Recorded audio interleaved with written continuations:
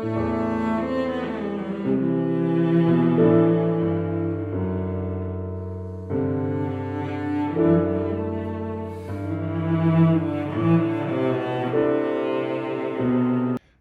İzzet, hoş geldin. Aslı sen de hoş geldin.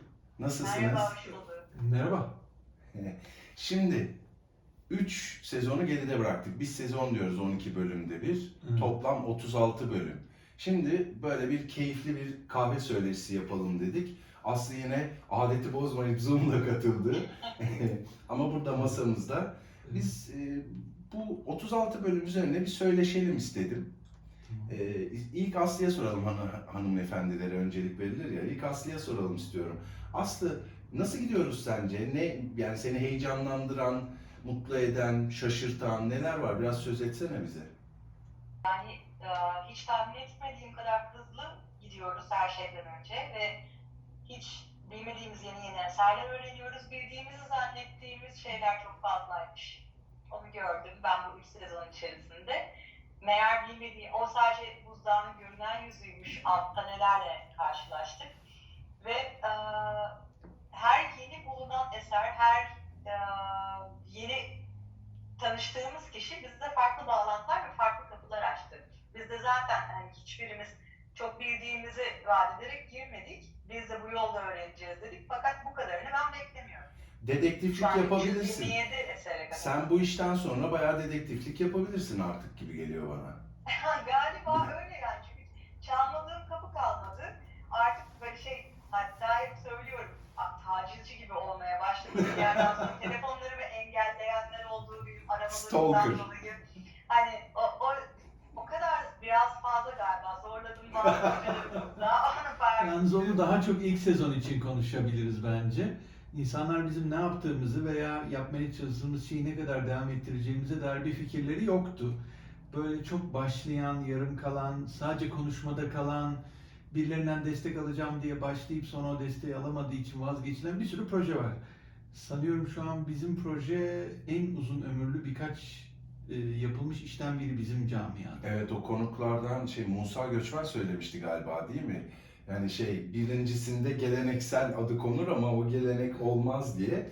Biz galiba 36 bölümde işte böyle küçük bir kahve kutlaması yapıyoruz. Abone sayımız da artsın istiyorum. İzleyenler bir lütfen abone olsun. Bir Gmail hesabı yetiyor YouTube'a abone olmak için, bu kanala abone olmak için. Ki izleyenler de katılsın, onlarla konuşalım diyoruz. O yüzden hep hatırlatmaya çalışıyoruz. Bu da işin doğası bir yandan. Ama ben şeyi anlatmanı istiyorum Aslı'ya.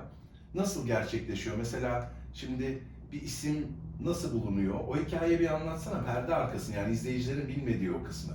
Biz nasıl ulaşıyoruz da işte Musa Göçmen'e, Metin Yılmaz'a, Kamran İnce'ye ve sonra bu yayın hazırlanıyor. O kadar kolay olmadığını Ya da kaç kategori var? Bir bizim ulaştıklarımız var ve bize ulaşan. Bize ulaşanlar nasıl ulaşıyor? Biz Tabii, nasıl ulaşıyoruz? tabii öyle. Yani aslına bakarsanız bambaşka şekillerde karşımıza çıkabiliyor. Mesela bir besteci bize farklı eserleri, bilinenden başka eserleri de olduğunu söyleyebiliyor. Bunun üzerinden gidip ya da mesela bir çelistle konuşurken bir program yaptığınızı ya da bir program demeyeyim de bir söyleşiler yaptığınızı ve bir arşiv oluşturduğunuzu görüyorum. Bunlardan haberiniz var mı dediği eserler ortaya çıkıyor. Galiba beni en çok heyecanlandıran da bu oluyor. Muhbirler. Bir besteci. Yani adını o kadar duymadım. Tabii ki yani koca Türkiye'de kaç tane konservatuvarda, kaç tane kompozisyon bölümü ve orada da bir sürü, yani sadece kompozisyon bölümü mezunlarının eserlerini değil, aynı zamanda violonsel için eser yazmış herkesin eserlerini değerlendirmeye almak üzere konuşmuştuk hocayla ilk başta. Bu galiba beni en çok heyecanlandıran oluyor. Yani hiç bilmediğim bir bestecinin ismini öğrenmek. Peki, Çünkü çok güzel bir şey söyledin. Orada şimdi izleyicinin aklına soruyorum. Kriterlerimiz ne? Yani onları bir söylesene. Benim kullandığım onunla ilgili bir tabir var. Bu topraklarda doğmuş ya da kendini Türkiye'ye ait hisseden herkes. Çünkü orada o kişinin pasaportunda ne yazdığı da beni çok ilgilendirmiyor. Türkiye'de yaşayan bir yabancı pasaportlu biri olabilir ya da yurt dışında yaşayan ama atıyorum Almanya'da yaşayıp bir Türk olabilir. Yani kimseyi biz hayır sen Türk değilsin, benim böyle bir yargılama yetkim olamaz. Biz bu topraklara ait olduğunu düşünen herkesin eserini Türk Violonsel için eser yazmış olması yeterli senin söylediğinin üstüne. ya da başka bir enstrüman için eser yazıp o eseri violonsele kendi isteğiyle adapte etmiş olması da bizim için yeterli. Hmm. Ha evet, adaptasyonlar. Cem Esen'in bölümünde vardı. Evet, İlk yazdığı evet. eser aslında keman için yazmış. Kendi isteğiyle violonsele çevirmiş. O zaman dedik biz bu violonsel eseridir. Tabii. Biz yapmadık veya biri yaptırtmadı. Kendi isteğiyle yaptı. Bunun arkasında bir de bir diskografi, bir bibliografya oluşuyor aslında, değil mi? Bir kayıtlar topluluğu oluşuyor. Bunlar yazılıyor, çiziliyor. Yani biz sadece, ben biraz da onu anlat istiyorum. Biz sadece böyle çağırıp insanlara söyleşmiyoruz. Bu bir kayıt, bir arşiv oluşturuyor. Bu dijital kütüphane deyip duruyoruz. Bunun özelliklerine tarihe not düşürüyor bu besteciler. Biraz Aslı Yaşamış. anlatsın. Ne yapıyoruz eser bulduğumuz zaman? Ne yapıyoruz? Eğer bestecisi hayattaysa öncelikle besteciyle irtibatta olmaya çalışıyoruz. Yani iletişime geçmeye çalışıyoruz. Çünkü bizim için en değerlisi öncelikle bestecinin kendi ağzından kendi eserini dinlemek. Çünkü biz yorumcu olarak kendi yorumumuzu katıyoruz yani adı üstünde. Fakat bestecinin istediği aslına bakarsanız her zaman o olmayabiliyor. Yorumcular için zaten hani hepimiz için geçerli. Bu bestecinin sadece vereceği ufacık tiyolar bile bizim bütün düşündüğümüz, bütün hayal gücümüzü değiştirebiliyor. Aslında onun altını çizelim gerçekten. Çok büyük bir fayda değil mi bu? Yani birisi bir Türk bestecisinin bir eserini çalacak. O eser hakkında bestecisi hayatta ve biz bu söyleşiyi yaptıysak açıp o eserin bestecisinin ağzından duygusunu, işte hikayesini, nasıl çalınmasını istediğini, yani notada belki görünmeyen şeyleri, görünse de daha kolaylaştıran, daha anlaşılır kılan, değil mi? Enstrümanist için büyük bir şey, avantaj oluşturuyor bu. Yani yuvarlak bir istatistiksel rakam vereyim. Şu an benim enstrüman repertuarı diye okulda verdiğim bir ders var. Orada incelediğimiz işte barok, klasik, romantik ve modern çağdaş dönemdeki besteciler Beyoncé için eser yazmış. Herhalde 500 ya da 600 tane besteci vardır. Bugün hangisiyle röportaj yapabiliriz dersen, Türkleri saymıyorum. Yani Türkleri dışarıda tutarak röportaj yapıp 10 kişiyi bulamayız. Hadi 15 kişiyi bulamayız. Evet. Yani öbür tarafta 500'de 15 yaklaşık %1,5'una ulaşabilirken burada şu an bu sayı aslında herhalde 25 falandır ulaşamayacağımız. Hadi 30'dur. Evet, evet. Yani 120 Aynen. besteciye şu an ulaşılabilir durumda olduğunu düşünüyoruz. Bu da yaklaşık toplam sayının %80'ine denk geliyor. Orada 1,5, burada %80. Çılgın bir şey bu. Evet. Bu gerçekten bambaşka bir şeydi. Mesela bir tane örnek vermek istiyorum. Armağan Durdağ'ın eseri için. Roxana Violonsel Konçertosu. Mesela bunu daha önce duyduk. Rahşan Apay'ın çalışını dinledik, harikaydı ve eseri zannettik ki Büyük İskender'in karısı için, Roxana için yazılmış bir eser. Bir eril enerji falan, bunları düşünüyoruz. Fakat Armağan Durdağ bize dedi ki hayır, bu Roxana'nın ağzından. Evet. Bunu kadın anlatıyor. Armağan Yani- çok güzel anlattı bir de, yani yaşadık Her sanki. Şey, evet. Sonra- Gerçekten ama kafamızdaki her şey değişti. Aslında biz bir erkeğin ağzıyla anlatmaya Çok çalışıyorduk. önemli ya, Oralde de çok öyle önemli. dinliyorduk. Sonra Rahşan da anlattı kendini. Evet, sonra bir de Rahşan'dan dinledik ki Evet. Rahşan ve Roxana, Rahşan isminin de Roxana'dan geldiği, Yani onun işte devamı. o Elgar etimolojik. Concerto'nun ilk kaydını Beatrice Harrison yapmıştır. Elgar yönetti. İlk seslendirmeyi de Felix Salmont yapmıştır. Sanki düşünsene Felix Salmont'la Beatrice Harrison ama Elgar'la konuşuyor gibi hissediyorum. Hani böyle bir şey hiçbir zaman olmadı ve olmayacak. Biz şu an onu deneyimliyoruz. Evet, evet. Çok çok güzel bir tesadüftü. İyi bölüm hatırladın. Ya hazır oraya gelmişken demin rakamları soracaktım ama böyle sürpriz bölümler var mı aklınıza gelen, işte senin söylediğin Armağan Durdağ ve arkasından Rahşan'ı da konuk almamız gibi. Yani böyle akılda kalan yine yüksek çarpıcı şeylerden. Benim Nedir? için bir tanesi var biliyorsunuz tabii. Hakan Ali Toker benim doğum günüm. Aa evet evet, öyle bir şey oldu. Doğru. Büyük şanstı. Unutulmaz bölümlerden Senin bir tanesi. isminden bir beste yapıldı. Doğru, doğru. Senin en iyi bölümün ne peki? Ya en iyi diye bir şey yok. İnsan çocuklarını ayıramaz Tabii, ya. tabii. Yani 36 bölümün 36'sı da benim için kendi çapında çok değerli. Hepsi öyle. Yani mesela Doğan Hoca bölümü benim için o kadar manevi olarak büyük bir bölüm ki. Ama orada şunu söylemeliyim. Doğan Cangal'ı konuk ederken ki ilk sezon Biz de birazcık amatörüz. Çok heyecanlıydık. Üçümüz de çok heyecanlıydık, öyle değil mi? Yani çekerken de, konuşurken de epey zorlandığımız ve Yani- o heyecanı hissettiğimiz bölümlerden birisi o. Çok sevdiğim, çok saydığım hocamı konuk edebilmiş olmak, onun ağzından o eserleri dinlemek beni manevi olarak o kadar keyiflendirdi ki benim için hani dediğim gibi 36 çocuğun hiçbirini ayıramam ama hani hocayı orada görmek büyük bir onur benim için. Ben şeyi de seviyorum ya. Doğan Cangıl'ın yaşam öyküsünü de öğreniyorum mesela o bölümde. Evet. Yani bir de kendi ağzından. Kamran İnce. O zaten inanılmaz. Tabii bizim burada belki söylememiz gereken bir şey daha da var. Süreyi optimize etmekte bizim zorlandığımız durumlar oluyor. Böyle kaptırıp söyleşiye. Kamran İnce onlardan birisiydi ve 2 bölüm paylaştık. Ki o paylaştığımız kısmı. O kadar Yine iki yakın bölüm paylaşmadığımız yaptığımızda da var. o kararı niye aldığımızı da ben açıklayayım burada hazır Evet. üzerinden geçiyoruz. Normalde 40-50 dakikayı geçmememizi istiyorsun sen haklı Evet. olarak, hatta 30'u bile. Evet. Kamran abi diyeceğim. Kendisi benim üst devrem sayılır konservatuardan. Böyle deyince de o hadi ya falan dedi ama baktık 50 dakika kendiyle ilgili hayat hikayesi kısmını anlattı. 50 dakikada eserlerini anlattı. Okey. Evet. Ama kırpılacak bir şey var mı? Bence yok. Yok. O kadar eğlenceli ki. Sonra Armağan'la konuştuk. Armağan Durdağ öğrencisi. Abi iyi konuşmuş dedi. Yani hiç hoca dedi kolay kolay o kadar anlatmaz. Biz çok keyifli bir bölüm geçirdik. Ya Ve evet, neresinden kırpılır? Biz bir şey yani prodüksiyon yapmıyoruz da sanki sahiden söyleşiyoruz gibi oldu ve sanırım 3 saat falan 3-3,5 saat söyleştik değil mi? Belki yani toplam offline daha da olarak uzun. tabii. Kayıtsız kısımlarımız da var.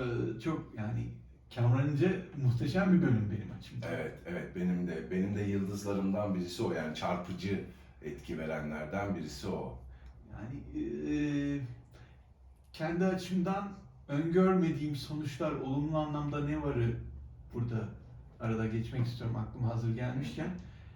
Ya biz bayağı şaka maka Türk viyonsajlar tarihi de yapmaya başladık. Evet. Hiç bunu planlamamıştık. Planlamış mıydık Aslı?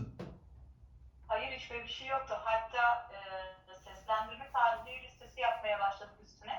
Ve bir eserin ne kadar çalındığını, hani kaç kişi tarafından ve toplam sayısını bulmaya çalışıyoruz. Tabii ki tam net olamayacak belki. Peki bir rakam versek ya şimdi, sonra bir şey daha soracağım, ben aklıma bir şey daha geldi. Yani ben 120-130. bölümde bayağı bir toparlayacağımızı düşünüyorum. Yani 140-150'ye gelirsek, ki bence geleceğiz. Çok ufak tefek hatalar ya da eksikler ya da yanlış anlaşılmalar kalacaktır. Ama onun dışında %90 biz bu işi toparlarız. 120-130. Peki şu an aslında son rakam ne, böyle şey stok, borsa takip eder gibiyiz biz bir yandan. Bir WhatsApp grubumuz var, orada sürekli yazışıyoruz. Şu an kaç besteci, kaç eserdeyiz? 146 bestecimiz, 327 tane eserimiz var. Bitcoin bile böyle yükselmiyor abi. Çok acayip hızlı yükseldi gerçekten. Kaçtı başladığınızda, biz ilk bölümde konuşuyoruz onu, 70'lerde miydi? Yani Pınar'ın kitapta 72 eser falan var. 70-72 eser var. Ki yani toplasan besteci 25 ya vardır ya yoktur. Yani iş çok bambaşka bir yere gidiyor ama ben bunu şeye bağlıyorum. İşte konuştukça, röportaj yaptıkça, Aslı birileriyle bir şeyler konuştukça zaten kendi kendine ortaya çıkıyor. Evet. Yani bu yaptığımız emeğin, yaptığımız söyleşilerin bir sonucu. Bu planlamayla olacak bir şey değil. Kervan hakikaten yolda düzüldü. Evet. Çünkü biriyle konuşuyoruz, o işte diyor ki biz programda mesela şunları da söyleyelim. Biz diyoruz ki bir nota kayıp. Bestecisi diyor hatta bunu kaybettin diye. Sonra o bestecisinin kaybettiği notalar bir enstrümancıda çıkabiliyor. Onlar bize ulaşıyor, Veya işte bildiriyorlar. Rahşan'ın bölümünde Adnan Saygun'a piyano partisi yazdırmış. Benim haberim yok. Evet, öyle bilgiler. Geldi mi bu arada o nota bize? Henüz gelmedi, bu hafta gelecek. Rahşan seyrederse artık bu kısmı unutmaz. Evet. Bir de şey vardı, doğru bildiğimiz yanlış. Adnan Saygun'un temsil yılı değişikti. Yok, bizde bir hata yok. Hayır, bizde yok ama doğru bilindiği zannedilen, yani O işte bir delinin attığı taşı tarih kuyudan değişti, 40 değil akımda mi? çıkartamazmış. Arada bir yıl falan var galiba. Kaç yıl? Yok, hayır. 2 yıla yakın var. 2 yıla yakın 2 var. yıl. İlk seslendiriliş değil mi? 91'de Doğan Hoca çalmış, 93'te Yerimgaz çalmış görünüyor. Hah. İlk seslendirme olarak. Zat-ı Muhterem İngiltere'de doktora tezine öyle girdi diye herkes onu doğru zannediyor. Halbuki hikaye farklı. Evet. Çok saygın biri bir şey çalanın söylediği ağzından. zaman kimse onu sorgulamıyor. Evet. Halbuki veri tamamen yanlış. Evet. Evet. Olabilir. neyse. Turgay Erdener de konuğumuz olmuştu. Ben Turgay Erdener'i bir kez daha keşfettim bu vesileyle. Bir de ben müzisyen keşfediyorum. Yani siz belki eserlerini biliyorsunuz ama bana bir yan faydası da bu oluyor. Sonra onu incelemeye başlıyorsun, onun eserleri dinlemeye başlıyorsun. Keyifle bambaşka bir dünya açıyor önünde. O da şey yapıyor Twitter'da hep böyle ilk seslendirilişlere çok dikkat ediyor. Niye önemli peki? Bunu hep sormak istemişimdir. İlk Bence kişisel bir şey. Yani bu bir O genelleme kişinin yapılabilir. kariyerinde bir şey yani. Kişiyle Tarihe alakalı. not için aslında. Trophy Hunter dedikleri şey. Yani Hı hı. o bazıları onu çok önemsiyor. Benim rally dünyasında da öyle takım arkadaşlarım, rakiplerim var. O birincilik kupasını, o tenekeyi dünyanın en büyük şeyi olarak görüyorlar. Saygıyla karşılıyorum. O da onların önceliği. Yani olabilir. Hiç Evet, önemli ilk değil. seslendiriş. Peki şey midir? Heyecan verir mi bu? Besteciye değil. Valla onunla Çalgıcı ilgili ya. en güzel yorumu Orhun Orhun yaptı. Hatırlamıyorum neydi Dedi ki hatırlatsana. ilk yorumu yapmanın şöyle bir avantajı var. Kimse bir şey anlamadığı için Ha. istediğin gibi çaldırabiliyorsun. Sonrası problemli doğru hatırladım. Yani Orhun Ama bence mesela ilk seslendiren kişiyi özellikle belirtmenin önemi olduğunu düşünüyorum. Çünkü pek çok besteci bir kişiye ithafen yapabiliyor bu parçaları. Ya da ilk seslendirmesini onun yapmasını istiyorum dediği eserler olabiliyor. Bu yüzden bunları paylaşırken de hem seslendiren kişi ve mesela kimin için olduğunu ya da ilk seslendiren kişiyi paylaşırken özellikle belirtilmesi gerektiğini düşünüyorum. Çünkü aslına bakarsanız emeğe saygı buradaki aynı zamanda. Ama burada şeyi de Mesela- görmedik mi Aslı? Pardon sözünü kestim. Ya biz yazmıyoruz. Yani yazılmamış. Cumhuriyet tarihinde de bunlar doğru düzgün yazılmamış ve bir arşiv tutulmamış. Yani burada böyle bir temsil olmuş. İşte bu besteci bunu bestelemiş, burada çalınmış falan. Bunların kayıtları yokmuş gerçekten. Hiç sağlıklı bir kayıt anlayışımız yokmuş yani. Valla geçenlerde biri Ankara dışında bir violonselci arkadaşımızla sohbet ederken hocam buralarda sizin bu yaptığınız işte Türk violonsel eserleri konferansını konuşurken gelmenizi istemezler. Çünkü geldiğiniz zaman ne kadar cahil olduğumuz ortaya çıkacak demişti. Yani bunun bilinmemesi aslında birçok insanın işine de geliyor. Violonsel üzerinde konuşmuyorum. Bütün çalgılarda. Klasik müzik özelinde de konuşmuyorum veya benim tabirimle entelektüel müzik özelinde. Ne kadar az bilinirse bir eser o kadar birilerinin bir şey yutturması kolay. Bu halk müziği için de bence geçerli, sanat Evet. musikisi için de geçerli, pop için bile geçerli. Yani bir eseri, bir şarkıyı tekrar ederken az biliniyor olduğunun bilinmiyor olması birçok insanın, cahillerin, okumamışların ya işini uyduruk yapanların işine geliyor. Yani bizim şu an yaptığımız kendimizi çıplak olarak bir aynanın karşısında seyretmek. Mesleki anlamda konuşuyorum.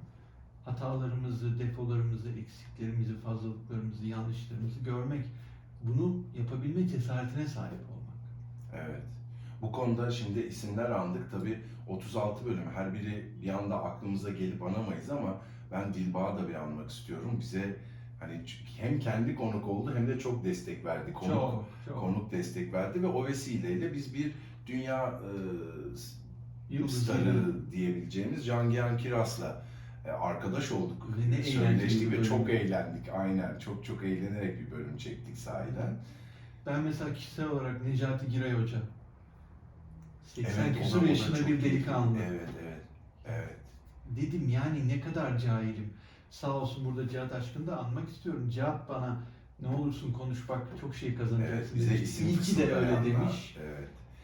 Doğru hatırlıyorum değil mi? Necati Giray enstrümanı da yapan da aynı zamanda. Çocukları Hobi da- olarak evet kendi Evet. yaptığı enstrümanları kendi eserleriyle kendisi çalmış bir Evet, konserde. evet. Amerika'da bir konserde. Çok ilginç özellikleri olan bir nevi şahsına Evet. münhasır bir Evet. büyüğümüz. İyi ki de var, iyi ki de hayatta, iyi ki de sağlığı Evet, iyi ki yerinde. de gördük, tanıdık onu. Hatırlıyorum bir de besteciler bestelerini anlatırken böyle kimisi mimariden, kimisi kumaş dokusundan söz ediyor falan. Edebi anlamda benim için de çok enteresan. Ahmet Yürür Hoca Benzetmeler var. işte Ahmet Yürür'ün anlatışı, o Hasan kumaşı Turan'ın anlatışı. konçertoyu anlatışı. Evet, o bayağı çözümledi zaten. Evet, Mesela 15 bayağı dakika. çözümledi, koydu önümüze. Hakikaten sonra işte şef dinledik, enstrümanistleri dinledik.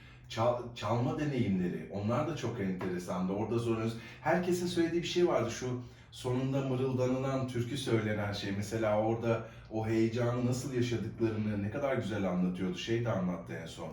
Cem galiba, doğru mu hatırlıyorum?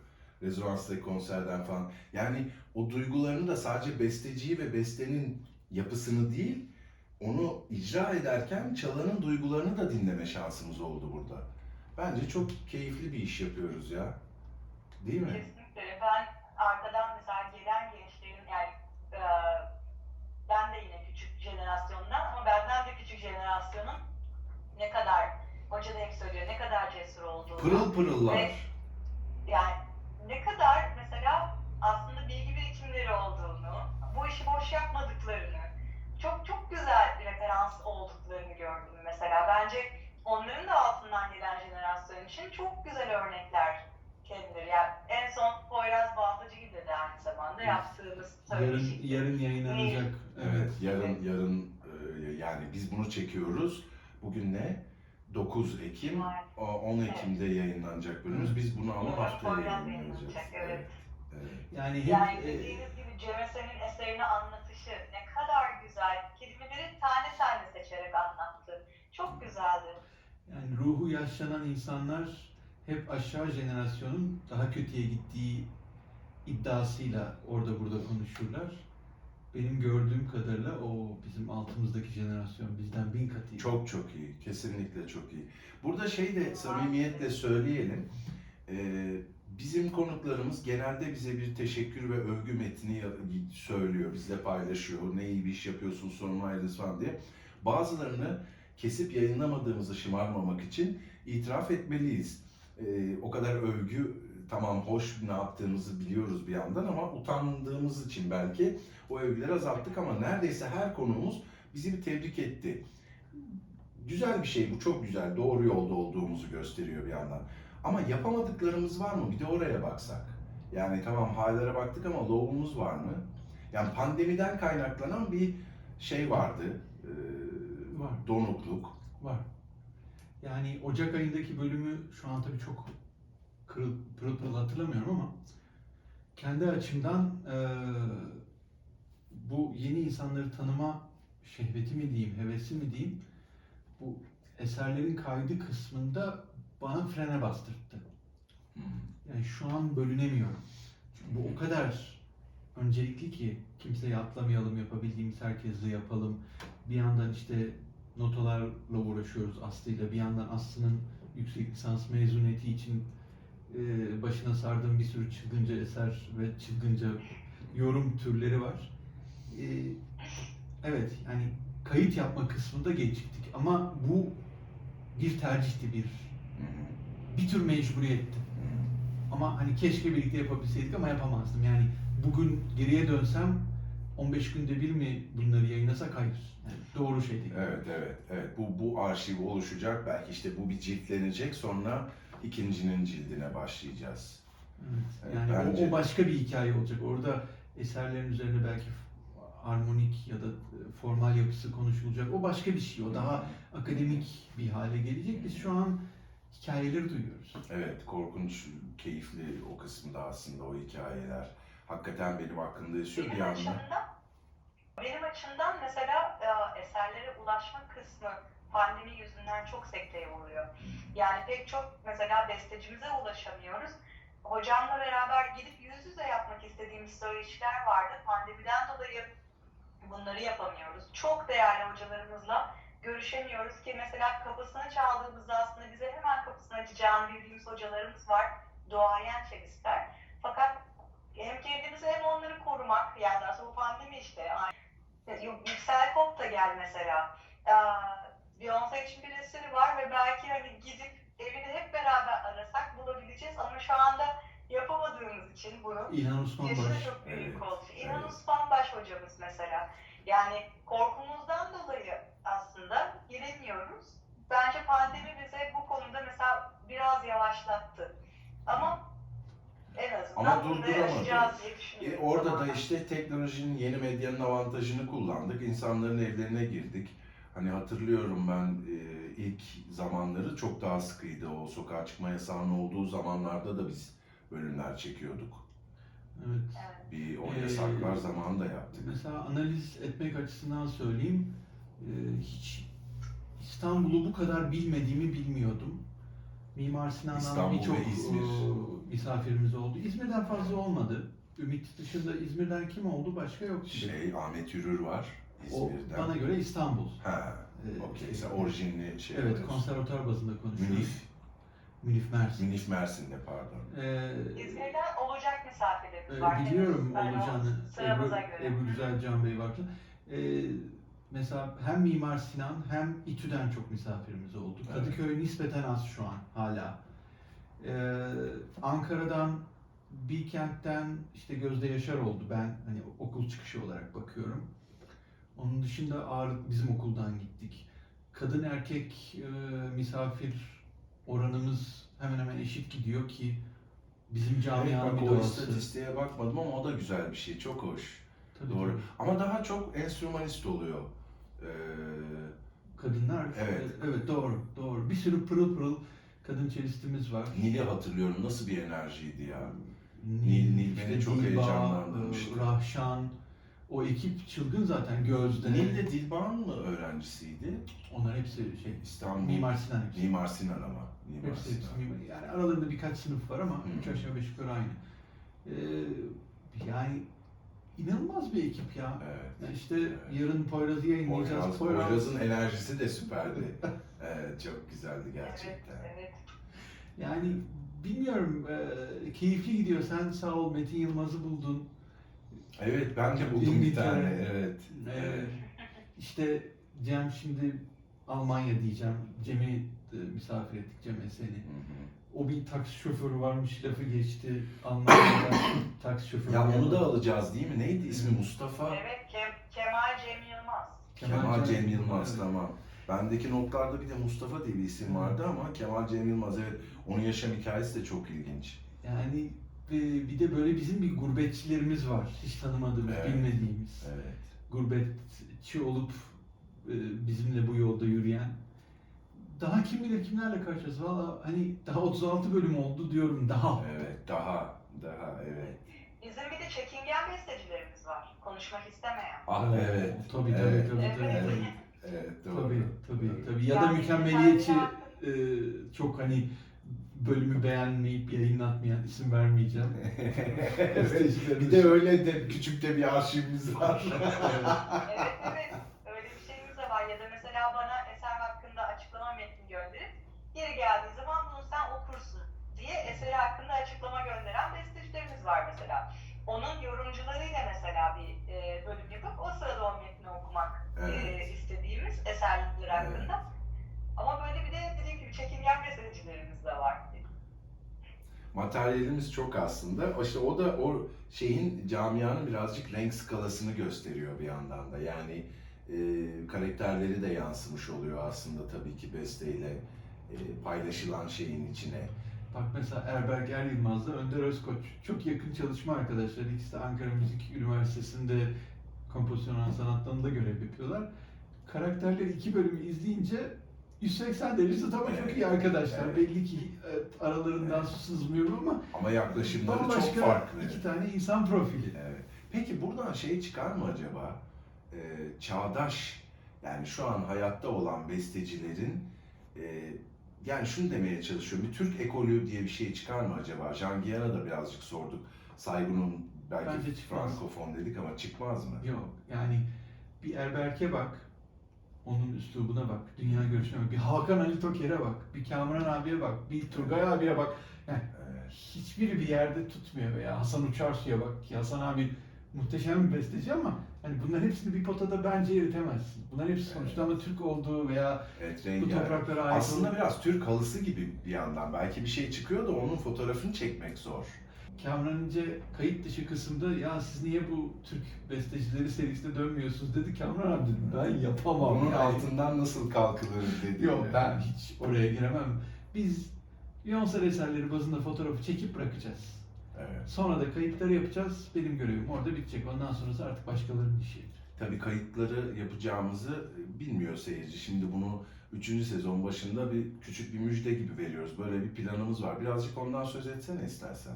Nasıl bir şey düşünüyoruz yani? Bu kadar eser ne yapılacak, ne edilecek? Aslı sen bahset. Ya bu galiba en çok heyecanlandıran kısım zaten. Şimdi biz bunları tabii ki hani sadece bunların üzerine konuşalım diye yapmak istemiyoruz. Yani bizim yorumcu olarak görevimiz de aynı zamanda aslında bu eserleri hayata geçirmek. Daha hiç çalınmayan eserler var. Ya da çokça çalınan zaten hani tüm dünyada Şadan Saygun gibi tüm dünyada tanınan eserlerimiz de var. Şimdi bu eserleri ya hocam söyleyeyim mi şimdi değil mi? Yok Hocanın yani çok- şöyle bir dakika. Aslında- Ben toparlayayım o zaman. Yani öncelikli olarak bu kanalda ayrı bir alt başlık altında tek tek bunları becerebildiğimiz oranda bestecisi ya da daha önce yorumlamış kişilerle röportajını yapıp bir paket halinde bunları sunmak istiyoruz. Ama tabii işin gideceği başka bir yer var. Onu şu aşamada Bir sürpriz var ama olgunlaşmamış. bir müjde Evet. gelecek yani. Belli bir süre sonra diyelim. Yani bu bunda kalmayacağı söylemiş. Yani bu arada olmuş ben- birisi. Tabii daha Çok- da büyümesi. Yani hayalimiz. çok keyif alarak dinlediğim işte Dilbağ'ın bir Türk eserleri CD'si var. Şölen Dikener'in bir solo Türk eserleriyle ilgili bir CD'si var. İşte Sinan bir kayıt yaptı. Bir sürü güzel şeyler var ama ben çok kütüphaneciyim bu anlamda. Herkes en keyif aldığı veya en çok satacağını düşündüğü eserler üzerine bir şeyler yapmaya çalışıyor. İnsanların yaptıkları çok güzel şeyler var ama benimki başka bir şey. Ben en büyük resmi görmeye çalışıyorum. Ve o yüzden Mozaiğin bütün parçalarını bir bulalım. ilk günden yani. Cemil Arif Bey'den başlayarak gelmeye çalışıyoruz. Umarım orada ömrümüz, gücümüz, sağlığımız, her şeyimiz yeter. Öbür dediğimiz şey başka bir şey, daha sosyal bir olay. Ucundan öyle bir Evet. ipucu vereyim. O başka bir yere gidecek.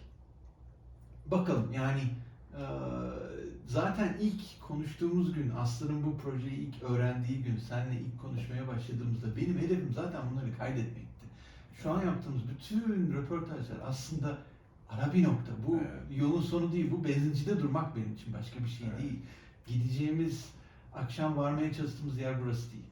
Bunlar çok keyif aldığımız, çok da güzel gidiyor. Bize de çok şey katıyor ama bunlar yolda benzinci molası, o kadar. Evet. Şey duyarsak çok mutlu olacağız bu arada. Şu ana kadar yaptığımız işte belki oluyordur da bilmiyorum.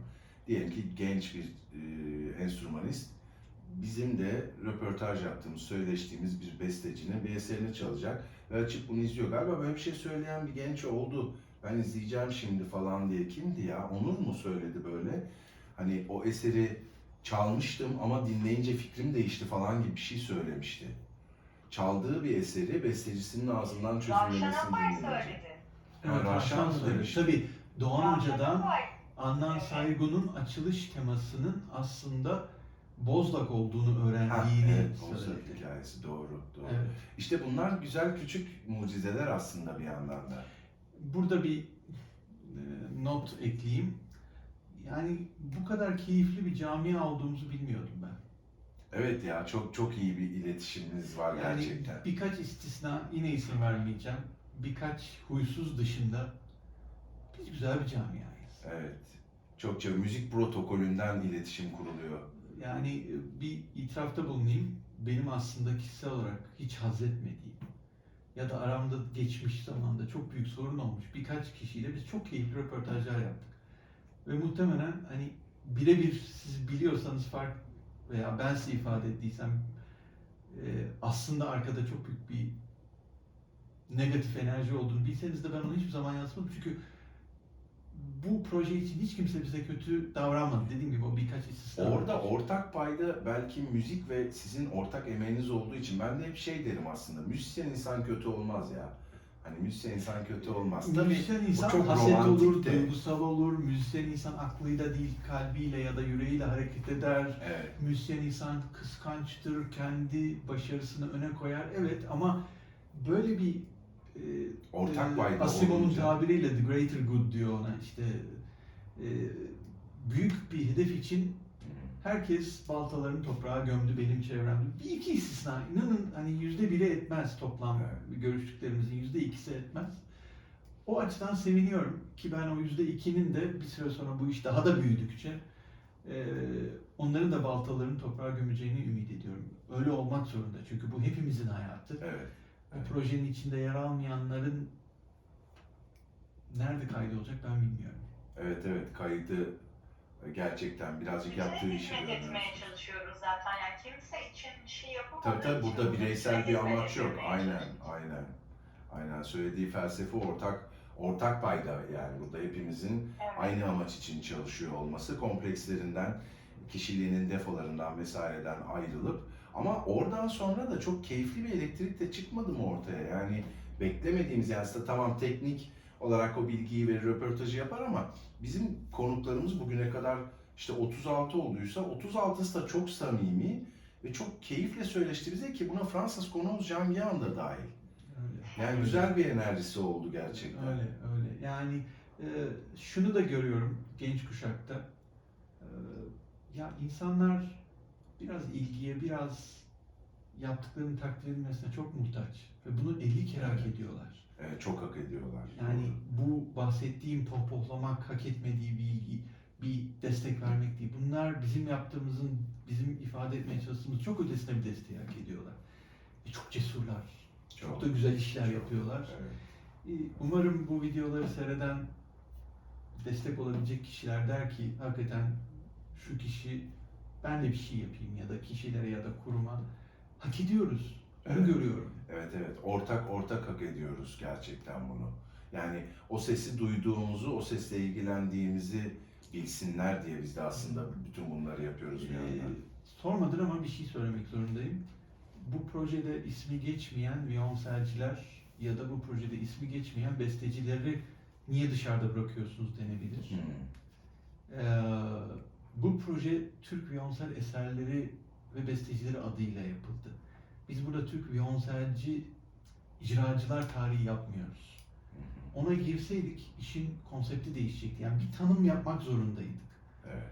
Umarım bu projede ismi geçmeyenler de bir yerde Türk eser çalar. Çünkü hepimizin ortak noktası Türk olmak bence. Yani bu topraklarda doğmuş ve kendini Türk olarak tanımlamış olmak ortak noktamız. O yüzden Türk eseri çalmayan Türk violonselci fikrini ben kabul edemiyorum. Bizim Atatürk'e, onun inkılaplarına ve onun bize öğrettiği evrensel değerlere borcumuzdur Türk bestecilerini tanıtmak. Evet. Bunu yapmadıysa kötü bir yabancı kopyasından öteye gidemez o kişi. Evet. Biz bu topraklardaki harika eserlerimiz var. 50 farklı üslupta bir sürü eser var. İster folklorik çalar, ister çağdaş çalar, ister 12 ton çalar, ne isterse bulabilir. Yeter ki bu topraklara olan borcumuzu ödeyelim. O yüzden yani Türk eseri çalmayan bir Türk violonselciyi ben burada kategorik olarak, kişisel olarak reddediyorum. Evet. Yapamam yani, o bana doğru gelmiyor. Belki aslında bu proje vasıtasıyla insanlar, yani cellistler de daha motive olur, biz öyle bir feedback de alıyoruz bir yandan. Yani çalma istekleri artıyor değil mi, Türk eserleri, hatta yurt dışı temsilleri, işte öneriler falan, hani orada böyle diplomatik bir şey de dolaşmaya başladı artık. İnşallah daha da çok olsun istiyoruz. Hani duyuyoruz zaten, yurt dışına gidip de işte Macaristan'a gidip bir şeyler, buradan bir şeyler götürüp çalmanın ne kadar kıymetli olduğunu da ben kendi adıma bunu öğrendim. Mesela yurt dışında Türk eserlerinin Tabii temsilini. yani Orhun bundan bahsetti. Yani gidip de Almanya'da Beethoven çalmak, Evet. yani İşte tereciye tere satmak yani meselesi. Polonya'da Chopin çalmak. Bravo da yani sonra Adnan Saygın o niye yok? Ulvi Cemal Erkin ya da ya bilmiyorum Cemal Reşit Rey. Yani niye Polonya'da Chopin? Niye Cemal Reşit Rey değil? Evet. Ben anlamıyorum. Evet. İnşallah vesile oluruz biraz daha yayılmasına. Peki, sıkmayalım şimdi, şey de olmasın. Yani bu aslında biraz daha kolektif bir şey. Burada bireysel bir amaç yok. Ortak bir ülke var. Bunun altını çizdin. Çok güzel. Bu da Türk violonsel eserleri ve bestecileri. Zaten adımız da artık böyle. Evet, Yani Türk violonselciler tarihi değil. evet. Türk violonsel Evet, eserleri ve bestecileri. bestecileri. O yüzden o senle de arada konuşuyoruz. Acaba bir kelime daha eklesek mi? Ama ekleyince bu sefer Türk eseri çalmayanlar da girecek. Tabii. Ben oraya Tabii. kişisel olarak girmek istemiyorum. Tabii. Yo, tanımlı ve sınırlı kalmakta yarar var. Yani atlı deve bir şey değil Türk eseri çalmak. Bütün eserler kötü ya da uzun ya da yanlış ya da hayır. Çok o kadar keyifli eser var ki. Yani bilmiyor, notaya erişemiyor olabilir. Orada da doğru bir hassasiyet göstererek bestecinin kendisinden nasıl o esere ulaşılacağını tarif ettirdiğimizi düşünüyorum. Evet, Hepsini bir de böyle bir soruyorum. görev edindik. Telif haklarını çiğnemeden besteciye ulaşıp bestecilerin aslında eserlerinin çalınmasını nasıl kolaylaştırdığı, nasıl Yani Özkan bana erişilebileceğini. hatırlasana Aslı. Özkan Hoca tabii ki bana ulaşın ne telifi dedi. Yani Özkan Hoca çok önemli biri. Evet. Türkiye'de eseri en çok çalınmış Türk besteci Violonsel eseri.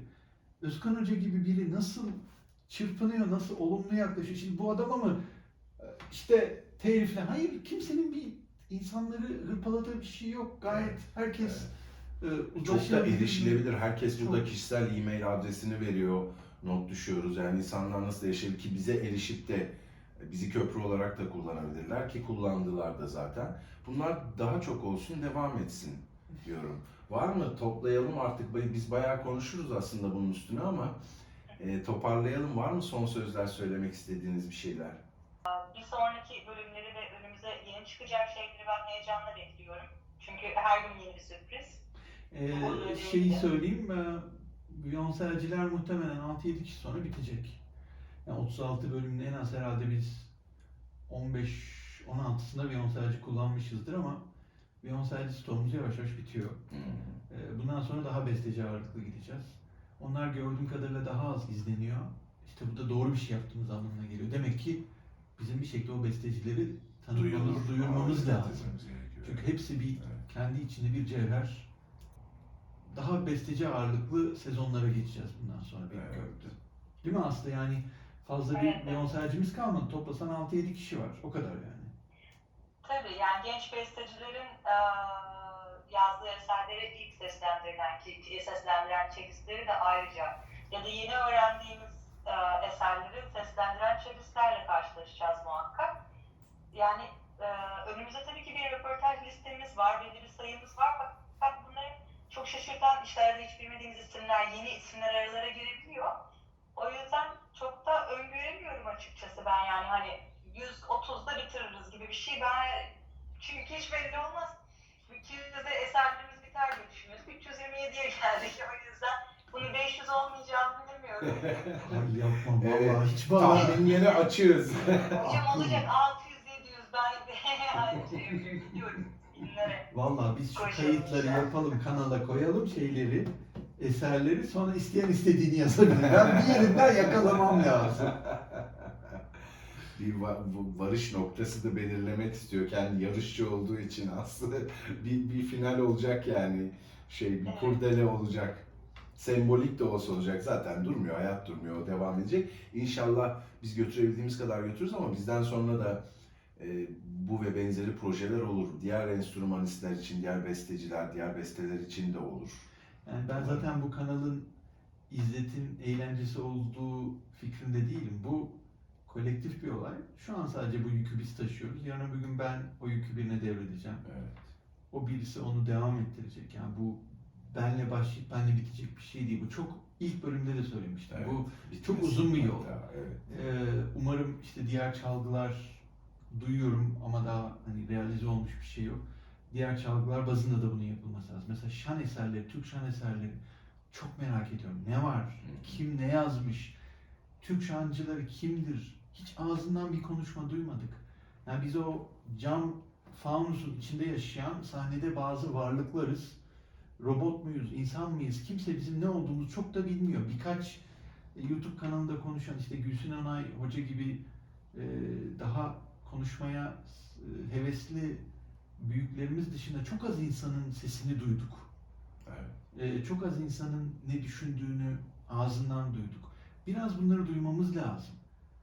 O yüzden işte şan bestecileri, şan yorumcuları, viola var, kontrbas bir başka dünya. Türkiye'de Piyano çok... eserleri var. Piyano yani başlarsa nerede biter ben bilmiyorum. Şimdi 600 dedi, Piyano Evet. kafadan 600 lira herhalde. Evet. Ama bilmiyorum yani, inan 401 mi, 1401 mi piyano, Tabii. hiçbir fikrim yok.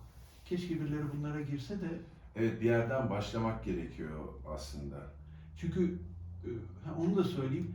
İyi ki bu sene bu işi yapmışız.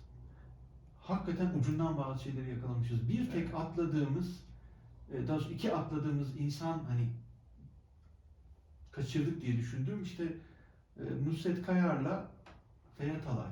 Onun dışında üçüncü bir isim yok. Yani ki Ferhat Alay çok erken bir yaşta vefat etmiş. Nusret Hoca'yı da en az 20 sene oldu kaybetmeli. Evet. Yani hani ben yetişemezdim ama çok iyi zamanda girdik bu işe. Evet. Evet. %90-95 toparlıyoruz gibi görüyorum, değil mi Aslı?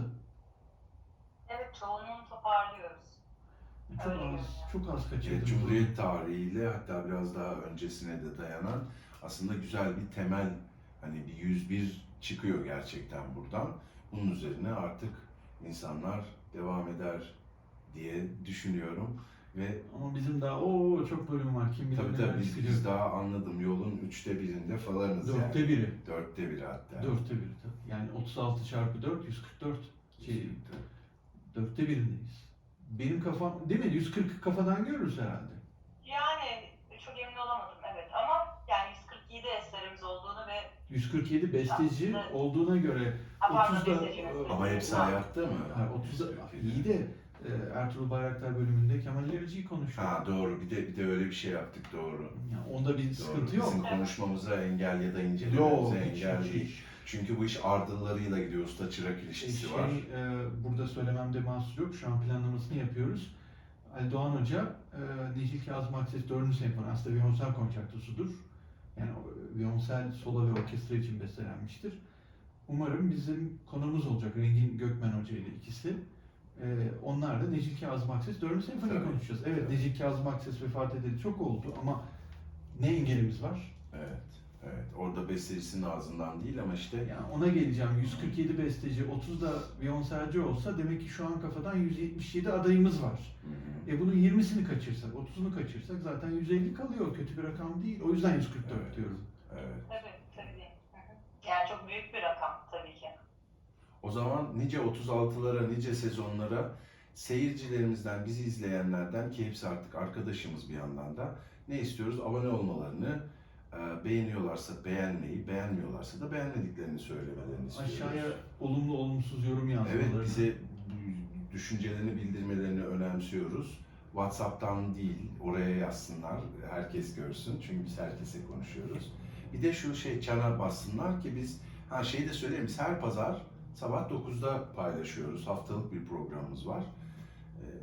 İyi seyirler. Orman yangınları ve O dönem bilerek sel felaketi paylaşmadık. dışında, o 2 hafta dışında hep rutinimizi Major bozmadık. Force o bir şey olmazsa her pazar paylaşıyoruz. Bana o haftalarda yayın yapmak çok Evet, bir de onu yaşadık gerçekten. Yani yayına hazır olmadığımız vicdanım için kaldırmadı, değil, yapamam. hazır olduğumuz halde paylaşmamayı tercih ettik. 2 Olmaz. hafta öyle bir verdik. İyi ki de yaz öyle yaptık. tuttuk. İyi ki de o yaz tuttuk. Çünkü yaz tutmayı bilmiyoruz, unutuyoruz artık. Aynen. Hepimiz sonuçta bu ülkenin evladıyız. Tabii ki, Bu topraklardan tabii ki. çıktık. Tabii ki. Tabii ki. Peki, teşekkürler. Evet. Şimdi seyircilere hoşça kal diyelim. Görüşmek üzere. Bye bye.